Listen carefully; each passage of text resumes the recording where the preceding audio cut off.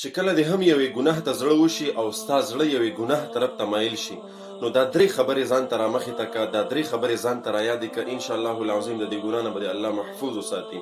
اول نمبر، کله چې ته دا ګناه کوې نو سوچ دا کوه، ذهن ته دا خبره راوله، په تصور کې دا خبره راوله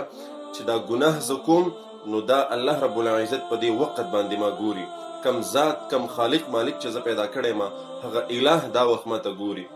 دویم نمبر، ما سره چې کمې فرشتې دي کرامن کاتبین هغې دا ګناه لیکي. او دریم نمبر، د ټولو نه غټه او خطرناکه خبره چې زه دا ګناه کوم نو په دې وخت باندې ما ته مرګ هم راتلی شي، ځکه چې مرګ مونږ او تاسو ته راځي نو هغه مخکې نه مونږ ته میسج نه کوي، مونږ ته څه اطلاع نه کوي چې زه تا ته در روان یم او